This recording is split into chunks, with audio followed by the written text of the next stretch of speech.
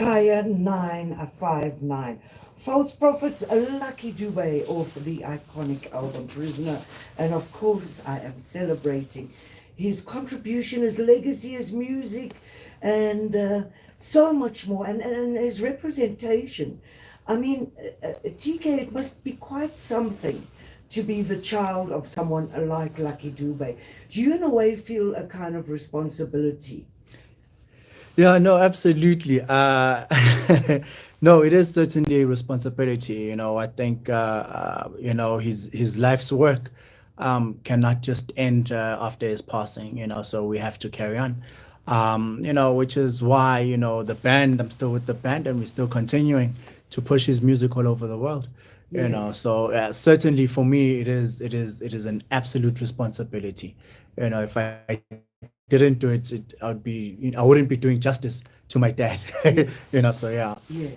So obviously, tell me a bit, any one of you, tell me a little bit about the Lucky Dube band, why you've come together and what you are doing at the moment. Yes, Skipper. Uh, when Lucky passed on, uh, there was a time where we actually took our different ways. I think also it was for the for the better, because we had to go to other institutions and explore, experiment, being with doing other things aside. But as I think that was the something was kept on calling us, even though it just took us some years to reunite as a band. There was this thing that you guys, there's a baton that you need to take and go forward with it, because he left a baton for us to pick up and go forward with his legacy. It doesn't matter how long it took us, but here we are today. We came together and we're ready to rock, as we've started.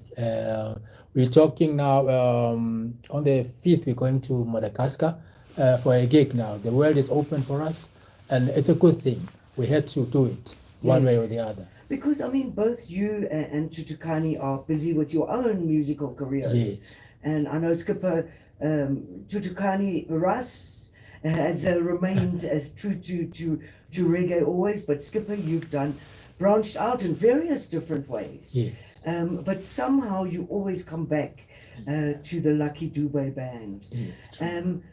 What is it like when you do perform without Lucky?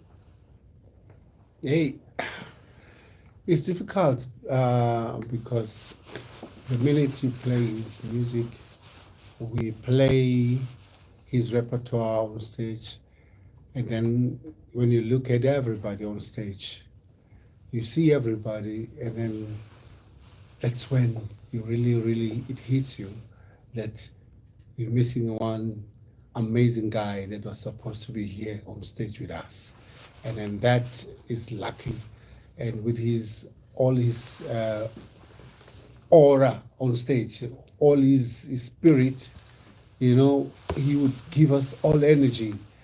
I remember when we were on stage, backstage, before we jump on stage, he used to crack jokes while we are dressing up for the stage. He cracked jokes, you laugh until you cry tears of laughing, because he wanted the good spirit on stage. You must cleanse off all the bad spirit before you jump on stage. That is why I realized that he used to do that more often, and then because he wanted that unity on stage. So when we are on stage without him, it's wonderful because we are playing his music. We feel his spirit, that he's still alive with us. So it's amazing. It's amazing that you speak about that, because the other thing I've noticed about Lucky's work is the deep spirituality of his Yep. work, and a spirituality that transcends religion or personal faith, a spirituality that once again comes back to that universality that we were speaking about. And I think from the bits, having met him and spent time, but also from what I've learned from people like you, is he lived a clean life, And Lucky, please correct me if I'm wrong, but from what I know, and I could be wrong, he always said he wasn't a Rasta. He made reggae music. Is that correct? Yes, that's true. Like he was a very principled man. He was very disciplined, you know. And I always say to the guys, we're not alone here. Remember, when we're on stage, he's here with us. So, I mean, give yourselves out there, perform as if he's here with us. Yes. You're not alone, you know. So that actually would boost us, it would boost the confidence in our performance. Wherever you are, as you've asked, how does it feel? Yes, it's very difficult without it. But if you put him in your mind, saying we're performing for him, he's here, We you know, carry the the spirit. energy becomes more boosted, you know.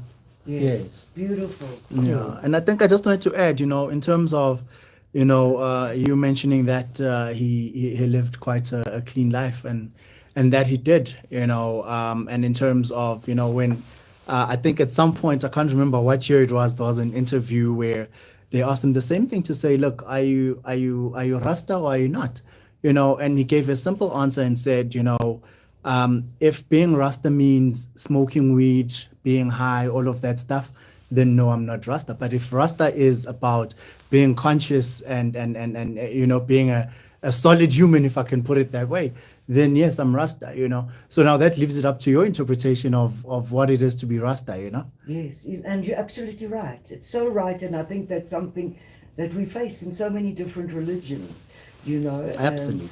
People say they might be of a faith, but they don't act like it. Exactly. Exactly. And that's so true what you said, because I suppose the essence of Rasta, in a sense, is a holy person.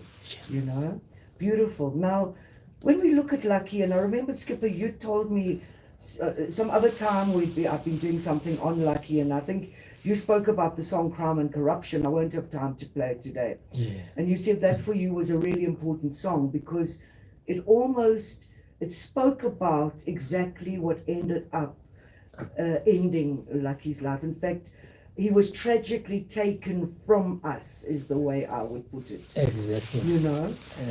But yet, this was something he always sang about.